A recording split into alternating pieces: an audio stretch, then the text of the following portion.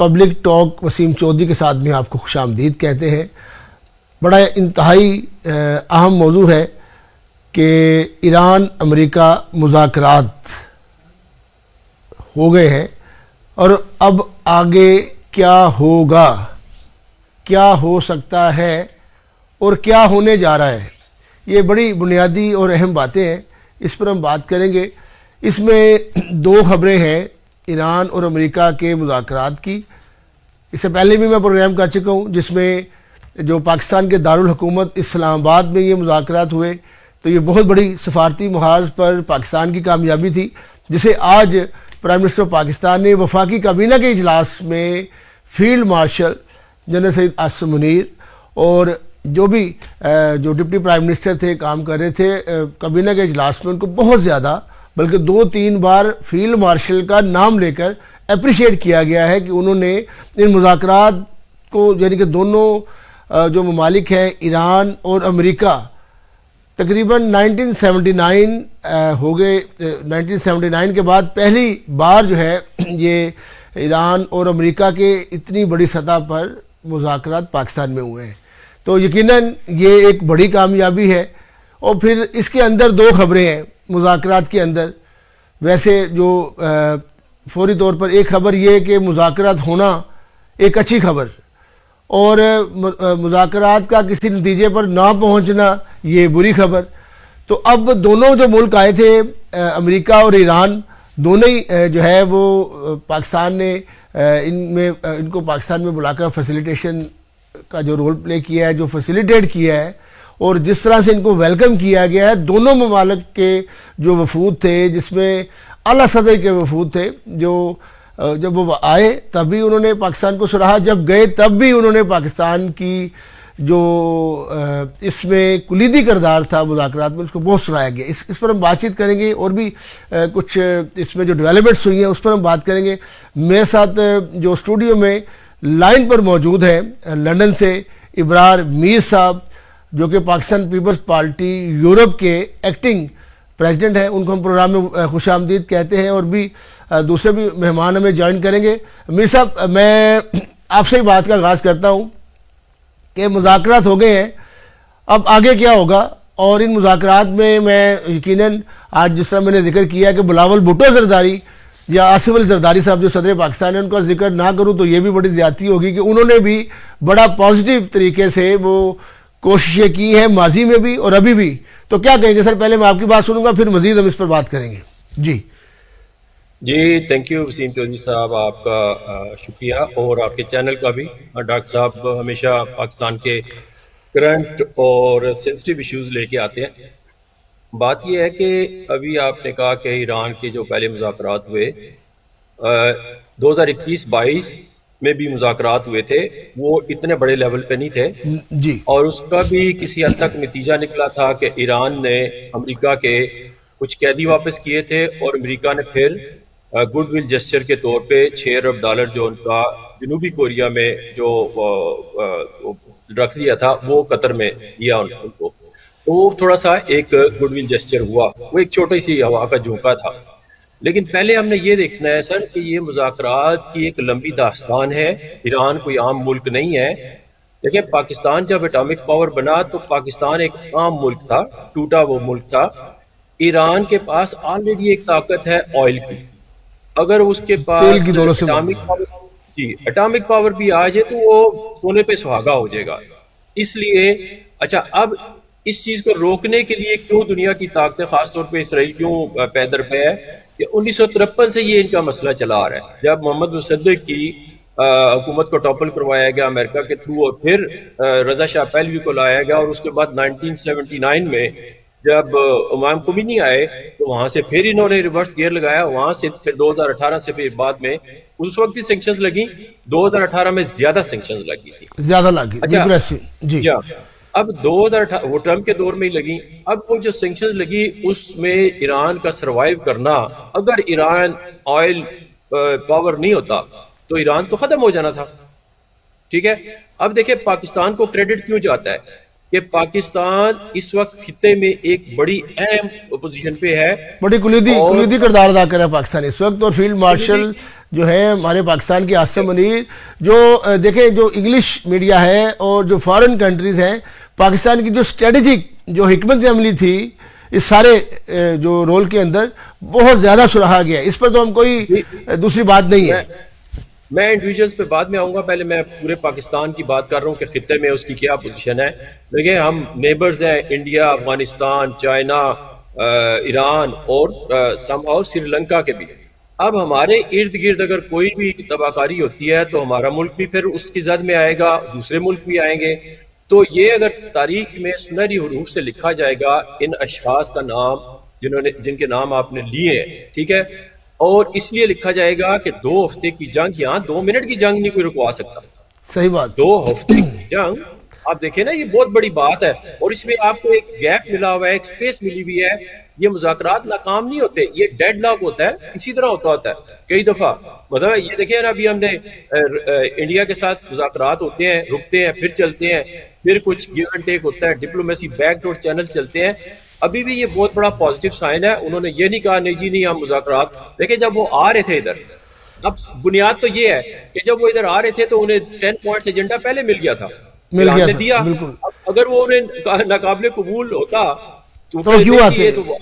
اچھا لیکن ہاں جی، اس میں میر صاحب ہمارے ساتھ چودھری خالد صاحب ہیں، پاکستان مسلم لیگ نون ٹریڈر ونگ کے پریزیڈنٹ ہیں، وہ بھی ہمیں جوائن کریں گے. لیکن اس پہ جو آپ نے ابھی پوائنٹس ریز کیے ہیں، یقیناً یہ بڑی امپورٹنٹ باتیں آپ نے کی ہیں کہ 1979 کے بعد اتنے اعلیٰ سطحی مذاکرات. اچھا مذاکرات جو ہیں، میری ذاتی چونکہ ڈیفرنٹ اوپینین پورے ورلڈ کے جو لوگ تھے وہ دے رہے ہیں، میڈیا کے، پولیٹیشین اور سارے، لیکن میں یہ سمجھتا ہوں کہ یہ بہت بڑی کامیابی ہے ایران کی بھی اور پاکستان کی بھی، اور عالمی سطح پر جو ان کو تسلیم کیا گیا ہے اور جو ایران نے صرف ایک حکمت عملی اپنائی ہے.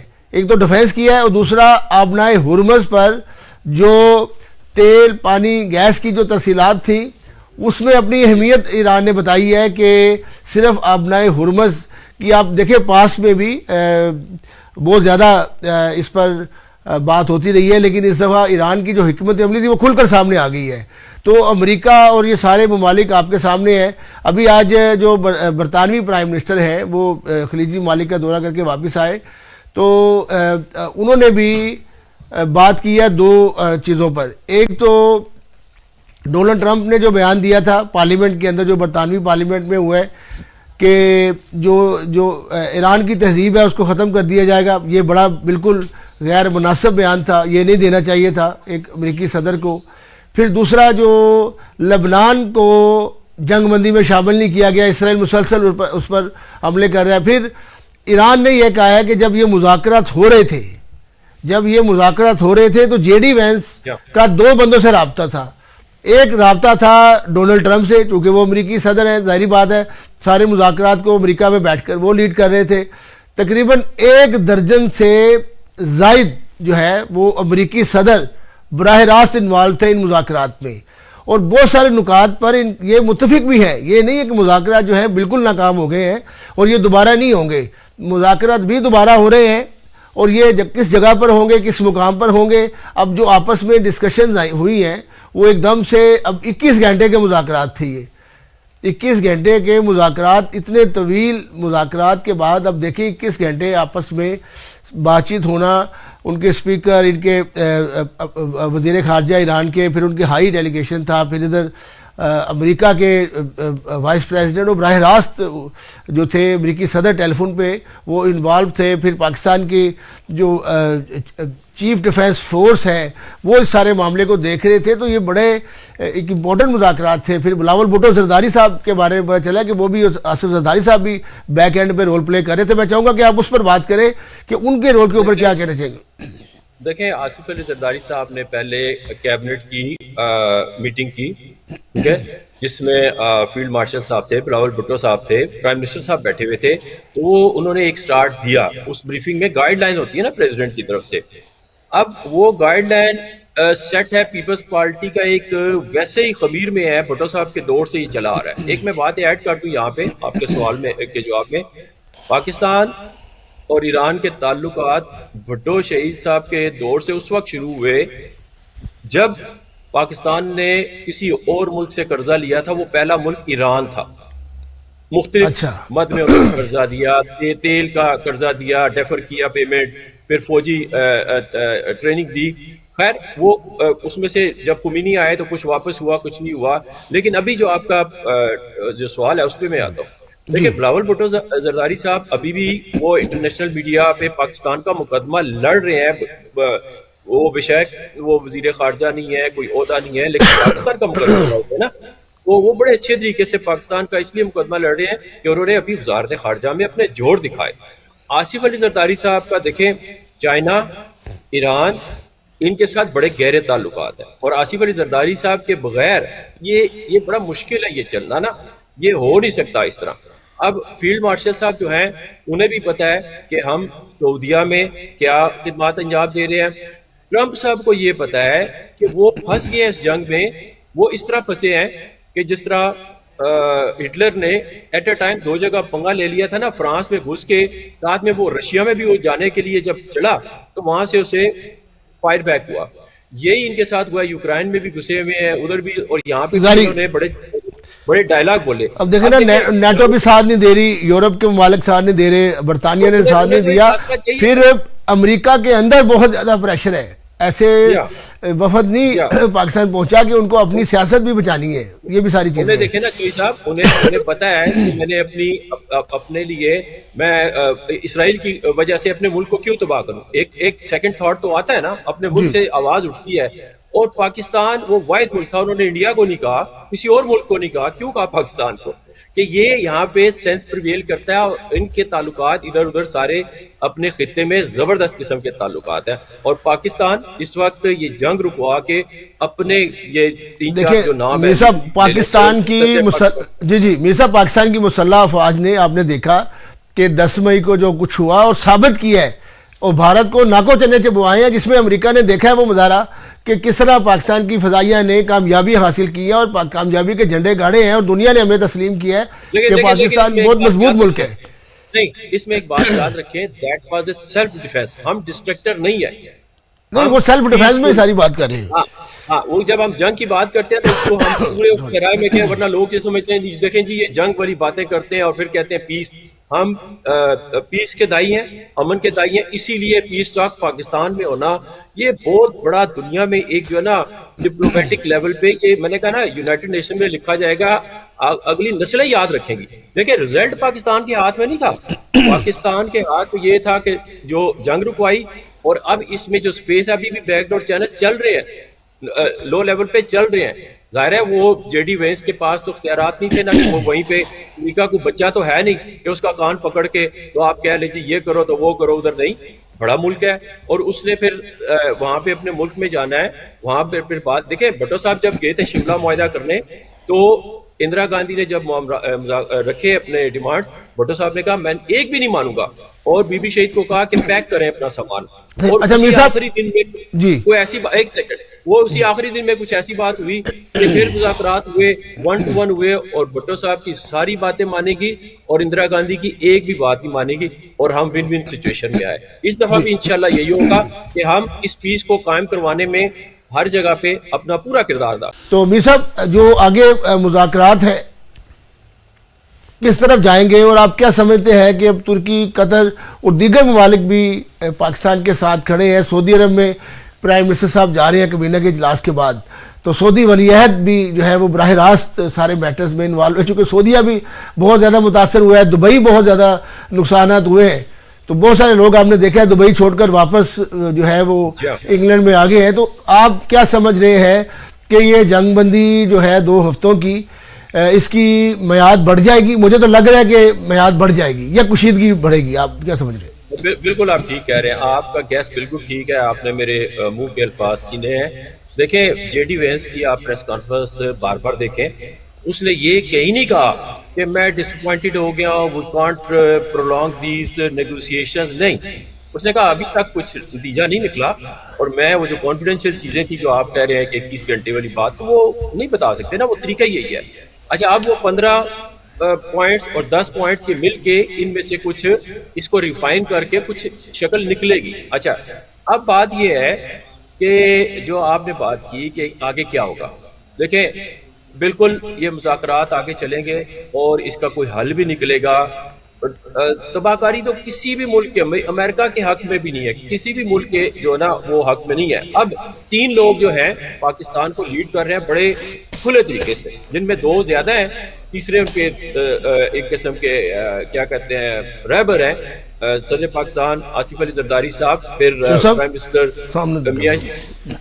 پرائم منسٹر میاں شہباز شریف صاحب بڑی انتھک محنت کر رہے ہیں، اور فیلڈ مارشل سید آصف منیر صاحب. لیکن اس میں اسحاق ڈار صاحب کا بھی کردار بڑا کلیدی ہے، بہت ہارڈ ورکنگ وہ ہیں، اور یقین کریں میں انہیں پرسنلی بھی جانتا ہوں، میری یاد اللہ بھی ہے ان سے، تو وہ بہت ہارڈ ورکنگ ہے اور اپنی صحت کا بھی خیال نہیں رکھتے. اور کیونکہ وزیر خارجہ بھی ہیں، ڈپٹی پرائم منسٹر بھی ہیں، تو ان کو بھی اس وقت کوئی ایسا موقع نہیں مل رہا کہ وہ ریسٹ بھی کر سکے. تو ان ساری چیزوں کا دیکھیں آپ بیس رکھ دیے نا. ڈپلومیسی میں یہی ہوتا ہے، دیکھیں میں آپ کو بتاؤں، ڈپلومیسی میں کچھ چیزیں کہہ کے زبانی ہوتی ہیں اور کچھ چیزیں نہیں بھی کہی جاتی ہیں، اس کے بھی معنی نکلتے ہیں. ڈپلومیسی ایک بڑا آرٹ ہے، یہ ڈپلومیٹس ہی جانتے ہیں. تو یہ اس وقت ڈپلومیسی کی باتیں ہو رہی ہے کہ عام میں کھڑے ہو کے جلسے نہیں ہم کر رہے، بڑکے نہیں مار رہے. دیکھیں نا جنگ، ایک چھوٹا سا 30 سیکنڈ کا پوائنٹ پھر آپ کو ابھی جو میں نے بات کی نا بلاول بھٹو صاحب کی، یہ اس لیے بھی کیا ریفرنس یہ بھی بنتا ہے ایک اور کہ دنیا کا جو میڈیا ہے وہ پاکستان میں نون لیگ کی حکومت میں ہے نا، وہ تو ٹھیک ہے، تو اس کے علاوہ کسی اور لیڈر سے کیوں نہیں انٹرویو کر رہے، بلاول بھٹو سے کیوں کر رہے ہیں؟